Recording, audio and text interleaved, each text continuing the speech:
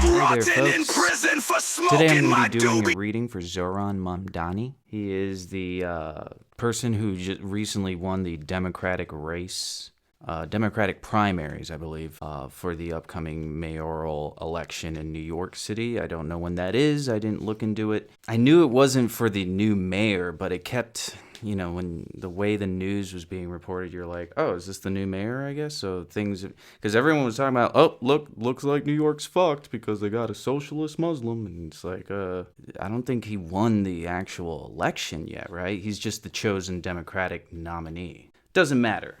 I'm going to be doing a reading for him because I'm curious. I looked into his sign. He's a Libra.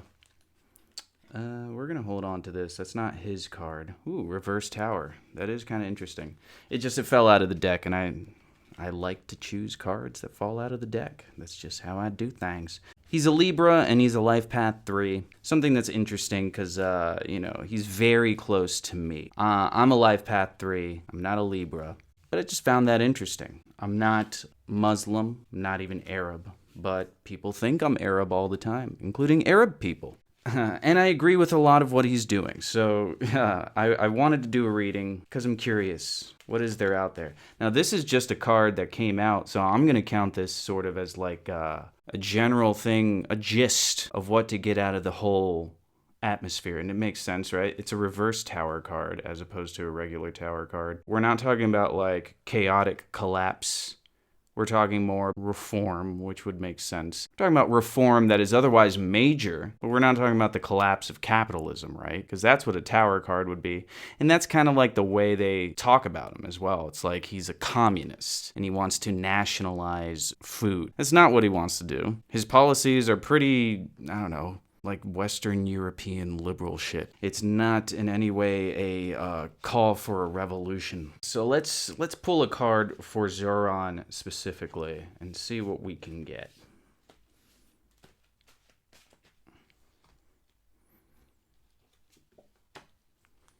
A reverse 8 of Wands. Okay, put that for Zohran right up here. And now I want to pull a card for New York City.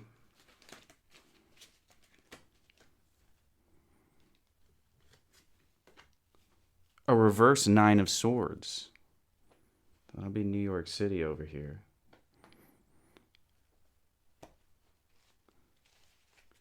What does this say for all of America?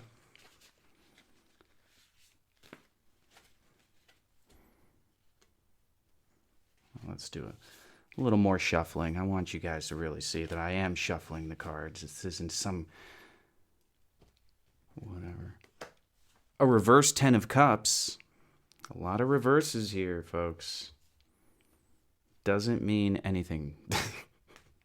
But it is interesting, right? And you see how I do it. I flip it. I do shuffles. I flip. I don't really... I have... Sometimes I wonder, like, why constantly with the... But you don't have to think too hard, right? There's a reason why we're drawing the cards we draw, and that's all that matters. It's not a matter of physics, and if it is, it's on a quantum level, probably. I don't know. But one more, I want to draw one more. See, the tower is, the reverse tower is a general gist. What about the entire globe? Wheel of Fortune. All right. Now, we'll get into Israel. Don't worry, folks. We'll get into it. Something I want to note is that I will be feeding these cards into ChatGPT and seeing what it says. This is the Hexen 2.0 deck, so I do feel like it is one of the most appropriate tarot decks to utilize with ChatGPT. You can even tell it specifically, I'm using the Hexen 2.0 deck. And it'll be like, oh, okay, well, the Wheel of Fortune card and the Hexen deck is Cybernet. All right, so just so you guys get an idea. But before I do that, I want to see what my interpretation will be. Reverse 8 of Wands. For Zohran, I see it as a warning. There's something that he's not too concerned about on his own end. And whatever it might be, it's like something that he should be probably a little bit more worried about. But Zohran is a Libra and he's a life path 3, and he is the type of guy who's perfect to be a politician. When you think about like, well, who are the perfect people to run? Partly it's whoever can deal with the media. If the media trying to destroy you is something that you can get past, then you're a good choice for running. That's why the right loved Trump. He knows how to sidestep the media. Zohran doesn't sidestep, he just addresses them exactly as he should, and he doesn't get flustered. He doesn't get caught in their traps. So why a reverse 8 of Wands? What is the concern here? What does Zohran need to do? What does he need to protect himself from? I mean, what should Zohran be concerned? Is it a warning? Well, okay, fine. Reverse Page of Wands. It's very possible he might be a little too diplomatic. He might be a little too optimistic about his ability to simply rely on truth. Now, these are two, like, both of these cards kind of, in my mind, serve as a warning. We're not getting the clarification that I'm wanting. We're gonna hold on to that, and we're gonna move on to New York City, the reverse 9 of Swords. Now, 9 of Swords typically would be something that's like another thing to worry about. But because it's reverse, a lot of the alleged fears that the media is pushing are not to be taken seriously. And I think that's why Mamdani won in the first place. He won with young voters. That's kind of what got him his victory. If you look at the statistics on it, it seems that people in their 20s, 30s, and early 40s, millennials essentially, are the ones that voted for him. Millennials and older Zoomers. Those are the people that voted for him because they can see past the bullshit. They already they could see how the media really pushed this Israel thing. That seemed like a circus. I can actually imagine that the media, by pushing the Israel thing so heavily, they thought they would be able to bring him down by, oh, look at him, he's not a Zionist. He believes in equal rights for everyone in Israel. What a terrible thing. So I think a lot of young people just completely did not fall for the scare tactics. And they don't believe that Zohran is going to destroy New York City. I think New York is probably seeing that they can get away from that. I can see why there's just no fear for the New Yorker, except whatever fears that Zohran might have, or that Zohran should have. That might be the only concern we have here. I would say the 10 of Cups is like, we still got work to do on a national level. If anything, we can look at the potential success of the campaign. Now, he hasn't won yet, but if he does and he's able to progress New York City's social infrastructure, it might be seen to the nation, yeah, now this is what you need to work on. And this might be why there are a lot of concerns about him. This might be why we have a reverse tower and why the media is so against Zohran. If his experiment is successful to some degree, which it doesn't have to be super successful, right? We can just have it like, oh, now there are state-funded grocery stores in New York, and now a lot of people don't have to spend, I don't know, $200 a month on groceries or however much it costs in New York. Groceries aren't the biggest expense we have, but he's also in favor of rent freezing. There's going to be a lot of fear over the success of this type of thing because it also means that they have less power. I think the globe, there's just so much going on that to even try to consider what does that mean for Zohran. I think for now, not much. I don't think the Wheel of Fortune or the globe itself is going to change much. We have climate change. We have the potential of nuclear war. We have a genocide going on, various genocides going on overseas, including one that is supported by the United States. What does Zohran have to worry about? Because I really need to, I'm once again, like I said, I'm not going to spend too much time on this. I'm going to use ChatGPT and see what it says. I think that'll be a fun little experiment. But does Zohran need to worry about something? Are we not?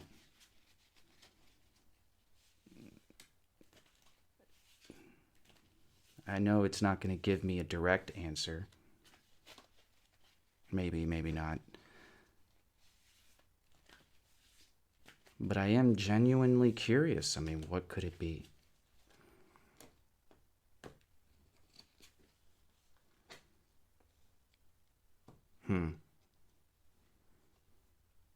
Strength. It's almost like the deck is repeating itself. That's tough. I think, I mean, in a way, we can look at, like, I mean, one thing at least. I don't know if this is the only thing that Zohran needs to worry about, but, like, what if certain things just aren't working out? What if there are powers at play that are going to try to make sure that it is a disaster, even if it didn't have to be? That is something that one really needs to actually consider.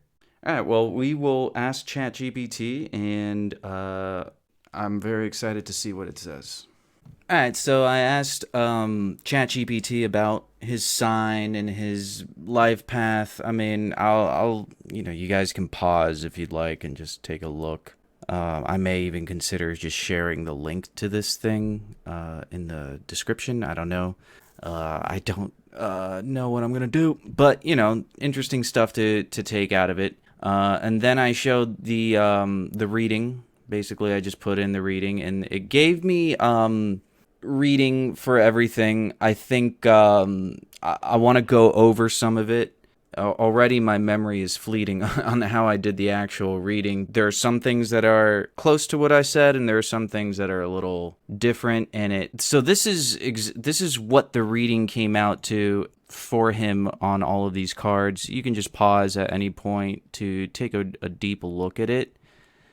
I'm going to focus on the summary here because working with Hexen 2.0 deck, how about you give me a reading based on that? It didn't change too much, but it just kind of, I would say, gave a lot more interesting of context. Zohran may be operating under systemic strain, with delayed progress and internal conflict about direction. His challenge lies in sustaining inner strength and discipline through a difficult stretch. The cities and nations around him show signs of emotional fatigue and structural decay, while the global stage signals an unpredictable transitional era.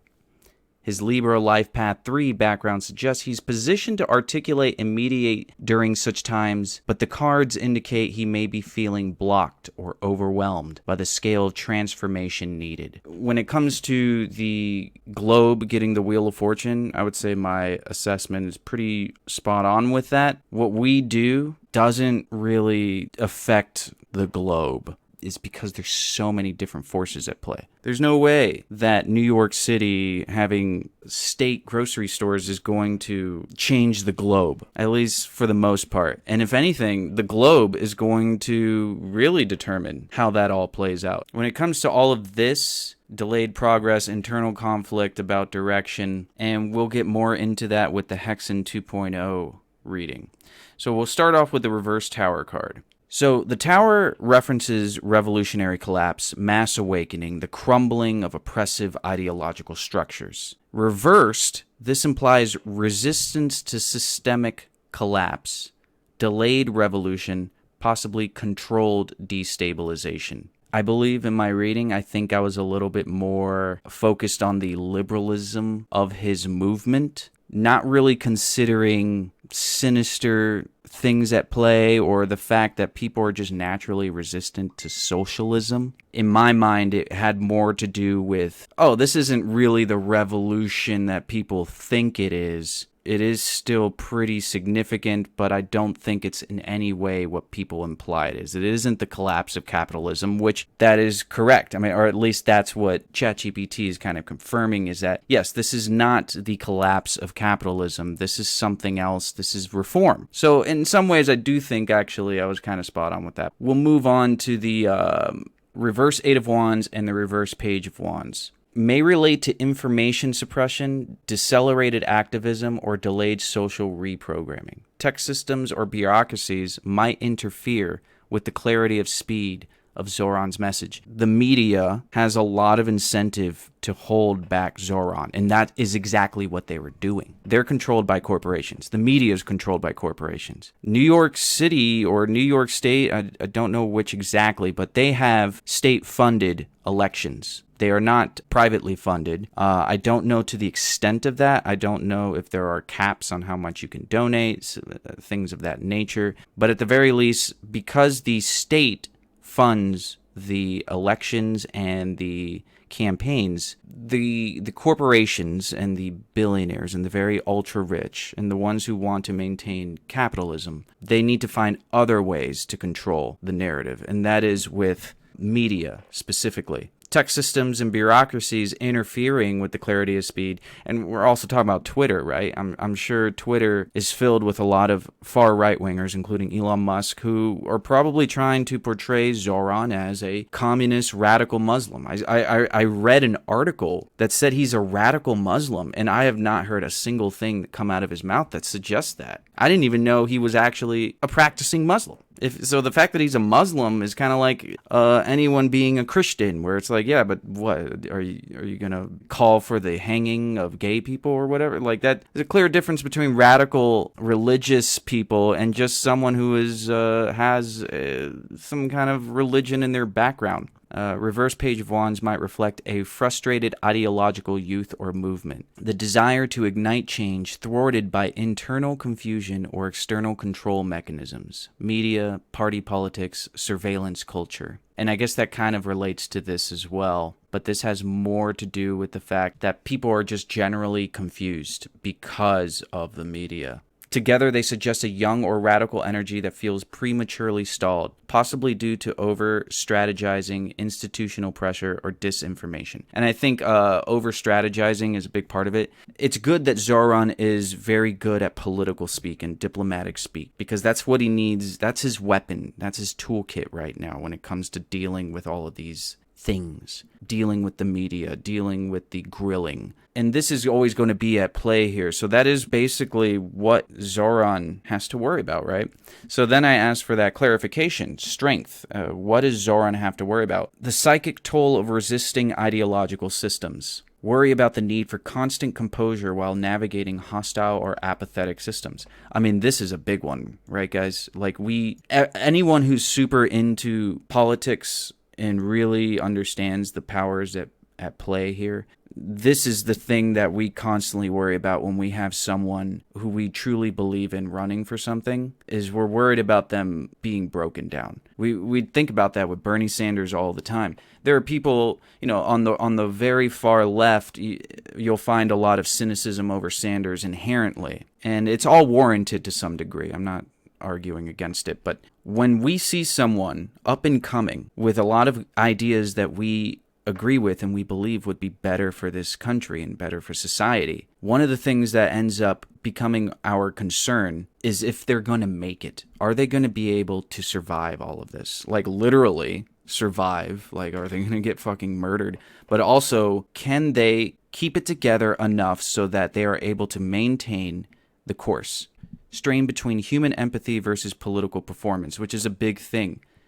Politics is so fucking deadly when it comes to truth and empathy and ideology. And it does make me concerned. We're just trying to make things better for the poor, for the working class. It's very possible what we could end up finding is that it's impossible, right? We need a total upheaval of everything in order to really successfully make the world a better place, or even make New York City a better place. But politics, nonetheless, is what we have. It's what we do as a collective when we're combating other collectives. So this reflects the emotional costs of being a moral figure with a compromised system, especially one as complex as NYC politics. All right, so that is how we read that.